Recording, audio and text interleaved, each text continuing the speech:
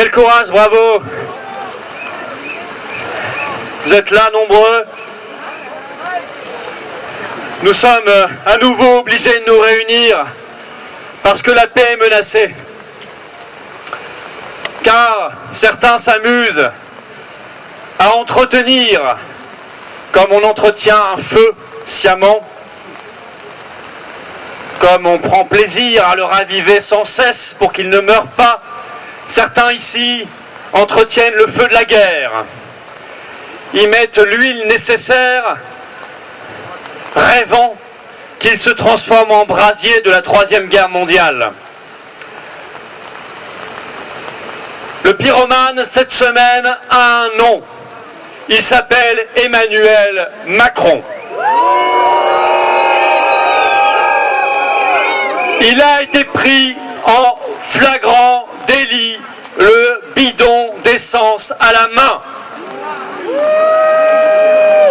Ces déclarations, évidemment, sont insensées, sont irresponsables, sont dangereuses, sont folles, elles sont criminelles. Envoyer déjà tant d'argent, comme nous l'avons fait, comme il est prévu malheureusement qu'on le fasse, y compris à l'occasion de la signature à l'Élysée d'un nouvel accord de sécurité entre Zelensky et Macron, les deux d'ailleurs hilars devant les caméras, prévoyant 3 milliards d'euros supplémentaires cette année pour Kiev, envoyer des armes, comme nous l'avons fait, quitte à dépouiller l'armée française. Nous le savions et nous le disions depuis le début, c'était prendre le risque assumé d'une escalade. Eh bien, nous l'avons, cette escalade. Dans cette guerre qui n'est pas celle de la Russie contre l'Ukraine, mais de l'OTAN contre la Russie.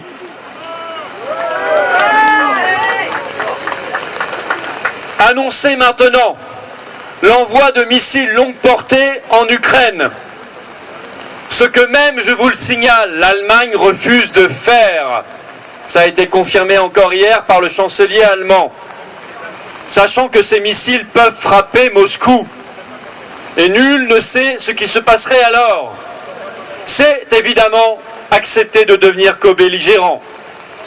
Mais annoncer un possible envoi de troupes françaises, de fils de France, est encore plus fou et criminel.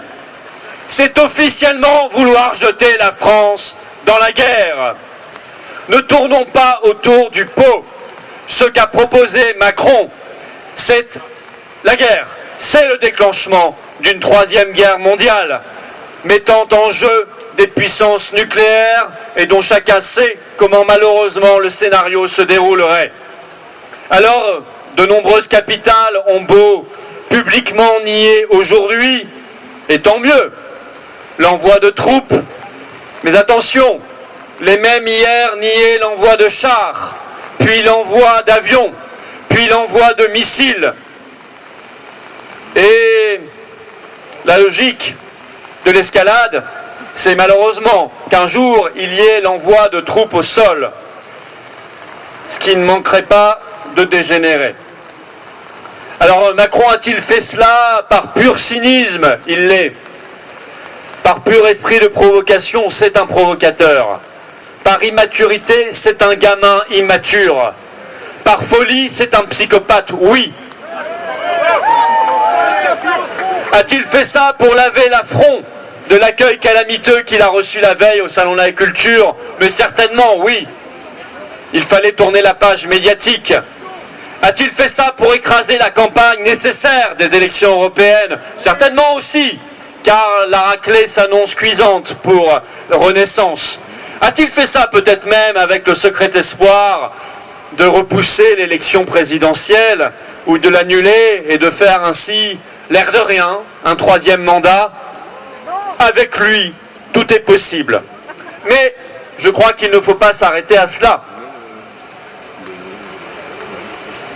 Macron suit un agenda qui s'impose à lui et il est probablement bien heureux d'être le premier, peut-être à vendre la mèche sur cet envoi de troupes au sol, à se retrouver pour le moment humilié, et il l'est, mais il aime ça manifestement, l'humiliation, puisque ça fait 7 ans qu'il est humilié chaque jour dans le monde entier, sur chaque sujet. Il a probablement vendu la mèche un peu tôt, et donc nous devons rester extraordinairement vigilants et en combat contre cette guerre. Ce qui doit nous inquiéter aussi, c'est cette ambiance de guerre qui s'installe dans notre pays, cette propagande de guerre qui envahit notre espace médiatique, ce macartisme au petit pied, appelant à censurer, à fermer des organisations, des médias. Certains même en citaient des noms. Il faut fermer France Soir, il faut fermer Omerta, on vient d'ailleurs d'entendre son directeur, Régis Le Sommier. Il faut fermer Géopragma de Caroline Galacteros parce qu'elle n'est pas alignée sur l'OTAN. Il faut fermer tout ce qui n'est pas assez pro-OTAN, pro-UE et pro-guerre. Ils appellent même à la répression, je les cite. C'est McCarthy des années 2020 qui établissent des listes d'ennemis intérieurs, comme ils disent. La plupart du temps, on la patte grassement payée, graissée par des lobbies américains, par des ONG, des fondations et des think tanks atlantistes proches de Washington, de Bruxelles ou de l'OTAN. La plupart du temps, ce sont des corrompus.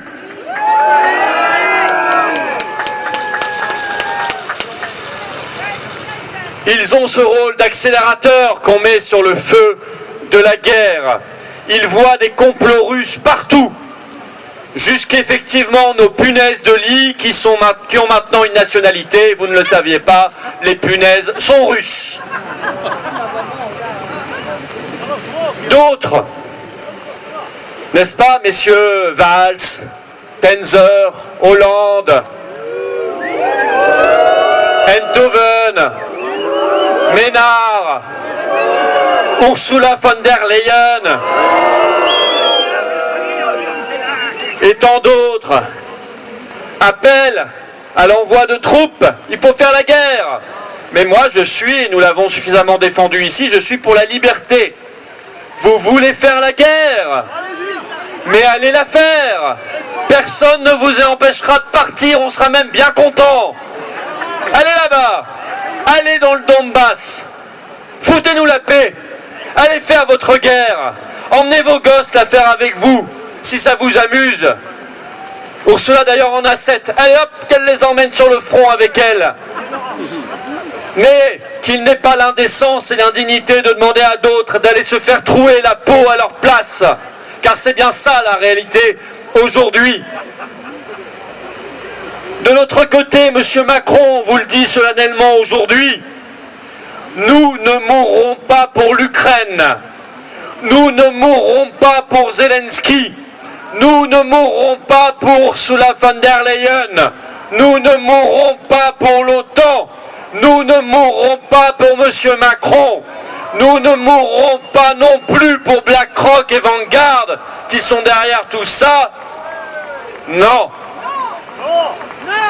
Et nous n'irons pas envoyer nos enfants et nos petits-enfants mourir pour ces monstruosités.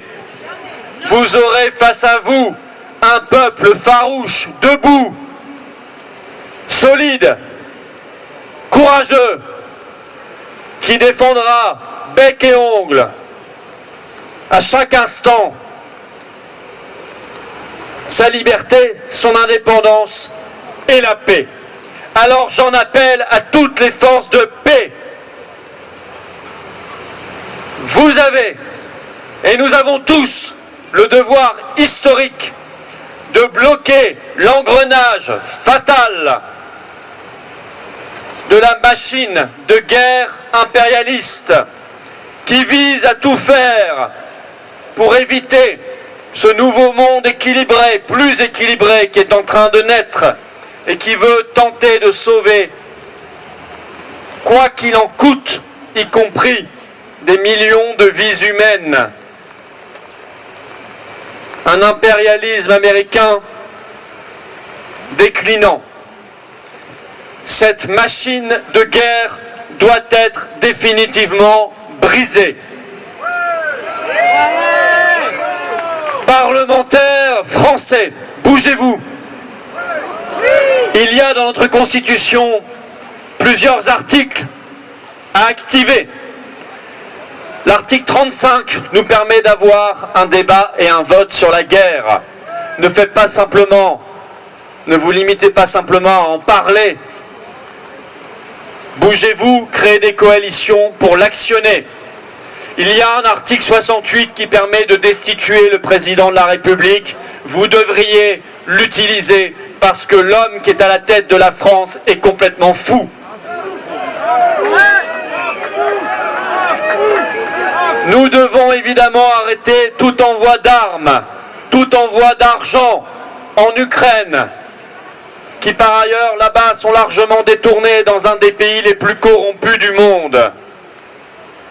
Nous devons, nous, peuple de France, multiplier les rassemblements, les marches pour la paix dans chacune de nos communes, tous les jours, être là de façon inébranlable pour montrer qu'on ne baissera pas la tête et qu'on n'acceptera pas d'être le bétail de guerre de ces impérialistes. Nous devons détruire les machines de guerre et de corruption qui sont les mêmes. La guerre et la corruption avancent toujours ensemble. Je pense donc logiquement à l'Union européenne qui joue un rôle délétère depuis le début dans cette affaire. L'Union européenne doit être détruite, la France doit en sortir, ça s'appelle le Frexit. Frexit, Frexit, Frexit,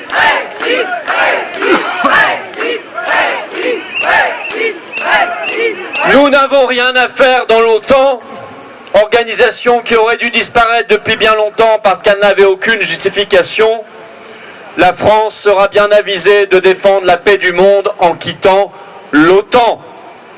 Et bravo à ceux qui, aux États-Unis même, se battent avec acharnement pour obtenir ce résultat. Je pense notamment au candidat et ex-président et peut-être futur président Donald Trump. La France libre doit porter le message de ses intérêts nationaux et donc de l'intérêt vital du peuple et des peuples du monde et donc le message supérieur de la paix du monde. Voilà notre mission, notre vocation naturelle. Nous la remplissons ici avec confiance, solidité et espérance. Vive la paix, vive la liberté, vive la résistance et vive la France libre! Et nous avons quelque chose de très salutaire à faire pour notre libération.